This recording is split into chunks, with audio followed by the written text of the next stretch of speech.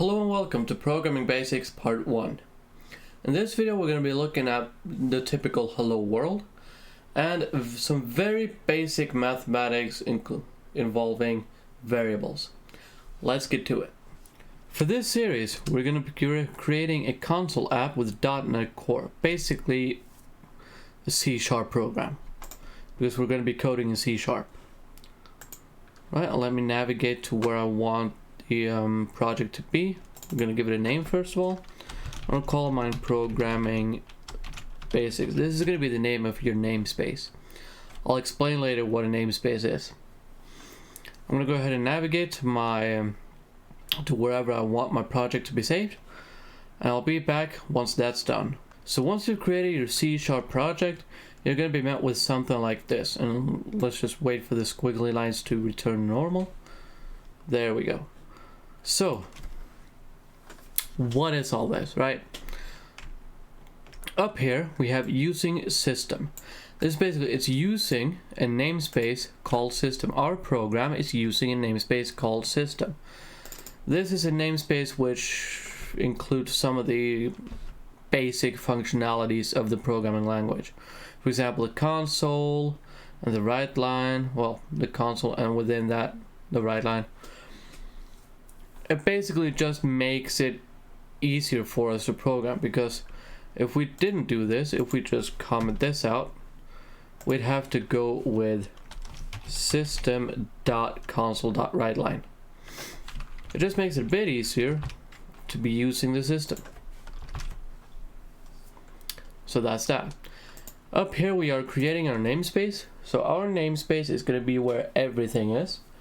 This is a namespace called Programming Basics, which is also the name of our solution.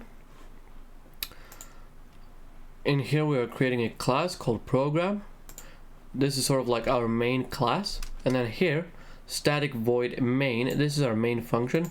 You cannot change the name of this function. You can't go help or something like that. That's not going to work. It has to be called main. In here it takes a couple arguments. We're not going to be worrying about those. Just leave them be unless you really know what you're doing. What we're going to be focusing on most here is this line. Let's do it step by step. The console keyword.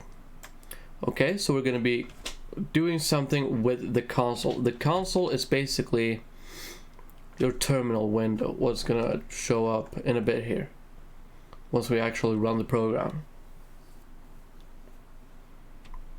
So this is your console. This window right here, this, which looks like the command prompt, you know, CMD, boof, looks like this, right? So that window is the console. But then what do we want to do with the console? Well, we want to write something. In this case, we are writing a line to the console, but we could as well just go console.write. It doesn't matter if you have only one line, but I'm going to get that line back, because if I copy this and paste it one more time, you see hello world appears on two separate lines. If we don't have this line,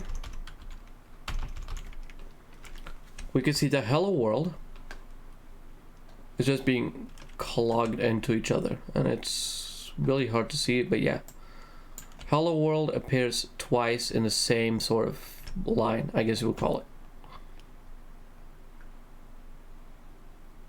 Yeah, that's a good one. So that's why we have console.writeLine, just to make it easier for us to read. That's basically the entire thing. And then inside of here, so this write line right here, this is actually a function, so it does take some arguments. Our argument is whatever is going to be written to the console. So in this case we have a string enclosed by these guys, which I'm terrible at remembering what they're actually called, but in here we can put whatever. So we can put have a nice day. We can put that, and then it'll tell us to have a nice day. If we don't have these quotation marks, we can see that basically everything reds out or grays out, yeah, whatever. So if we do this, the build is actually going to fail and we're going to end up with the last instance of the program. Now, for tutorial purposes, I'm going to go like this. We're going to run this and we're going to actually write something completely different in here, but without the quotation marks. So if I do like it is not iterator, it is nice day, right? If I just have nice day, I'll try to run it, it'll actually fail running and we'll end up with the last build, right? We'll end up with the last successful build. So this won't work. So you need to have the quotation marks if you're going to write something directly to the console, but we can do something else. So down here, let me just get rid of this. So we were going to be doing some basic math, and I'm going to be saying so a lot, so I apologize about that. But anyway, I did say we were going to be doing some basic mathematics. So inside of our main function here, we're going to be initializing a couple of variables. We're going to be declaring them. So we're going to be declaring an int x and int y. Notice we're not initializing it. We're not actually giving it a value. We're just declaring it. We're telling our RAM that this is something that is gonna be used, right? So an integer, we're saying free 32 bytes of RAM, or bits of RAM rather, and yeah, basically free up that space because we're gonna be using it later. Now down here I could go x equals 2 and y equals 7, right? Ta-da. Right?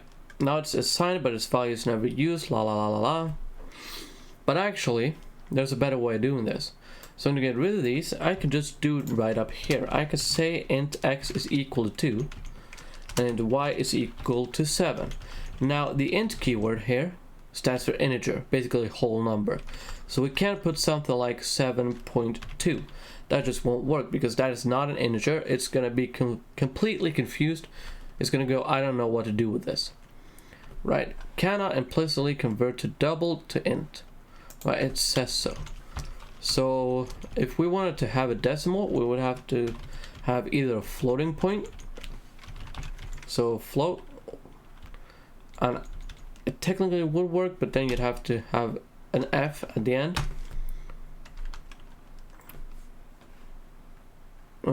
Yeah. It's recommended that we have an F at the end. And then we can also do double, right? Which is basically a bigger float. But we're going to be sticking with int. For the purpose of this tutorial, I'm going to get rid of the 0.2. Now, here comes the magic part. Remember that console.writeLine? Yeah, we're going to be using it again. So writeLine. However, now we're going to take any x. Notice I don't have any quotation marks.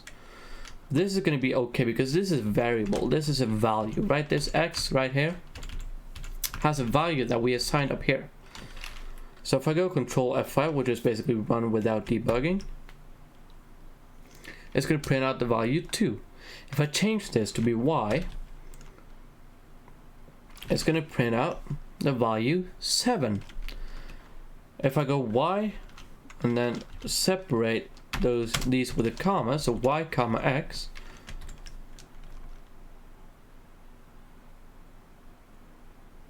it's not going to work. Yes, we're actually going to have a int plus and then in here we're going to do a string. So we have y and then comma in a string, comma space and an x. So now we get 7 comma 2, right? Now how about if you wanted to do some maths with these? Let's, for the sake of it, just do 64 and 4. Why not? Those are easy numbers. Powers of 2, we're all happy about it. Now, if I wanted to take, for example, x plus y, I can do that. I can go x plus y, and it'll spew out the value 68. If I want to go x minus y, it'll give us 62. Or, no, 60. I know math. I'm just a bit tired. If we want to multiply these, we can do that. We can multiply. I'll get us 256. If we want to divide it, it should give us 16. And it does. So that's basically, this is just 3 lines of code. Right, if we look at only these, this is 3 lines of code, but still we can do these mathematical formulas and all this kind of stuff. Great. Now, integer values aren't the only variables in the world. We saw float, which is basically a decimal number. We saw double, which is basically another decimal number, but a bigger one. But there's also, I'm gonna get rid of all these. There's also string. Let's call it str for now.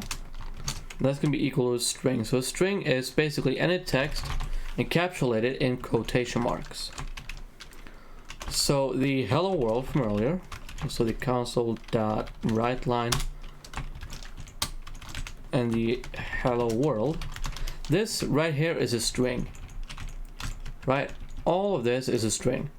The reason it's a string is because it's encapsulated in quotation marks. So do remember that. But those are not the only ones either. We have booleans, for example, which is basically a true or false statement, right? They're true or false.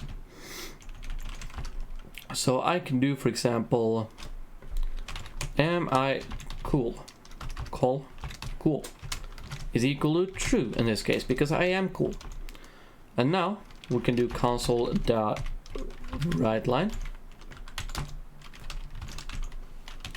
Am I cool? Am I cool? And it's going to spit out true. Because we are cool. Right? True. It's given us 2 warnings, but that's just because we haven't used these values yet. But that's not actually something we have to worry about. It's just reminding us that, hey, these values exist. What do you want me to do with it? And we're just like, hey, ignore it. So anyway, if we set this to false, it'll print out false. So that concludes part 1 of our Programming Basics tutorial series. That's a mouthful. If you like what you saw, give it a thumbs up. If you want to subscribe to show support, please do that. Please hit the bell icon next to the subscribe button so you'll get notified when I publish another video. Might be about this, might be something else. Who knows? Who knows? Anyway, if you want to share this video with a family member or a friend, someone who's just getting into programming, please do, because it helps me, it gets me out there. More of me, right? Not in a sexual way, that's not what I meant. Anyway, like, subscribe, share, and please comment down below if I skipped anything, if it's too fast paced, if you want me to go slower, explain things, because I will. My way of doing things are 110% dependent on you guys. Even if I don't answer your comment, I will read it. I read 100% of all comments which come in. Right? You better trust me on this. Anyway, if you like what you saw, give it a like, all that kind of stuff. Happy coding!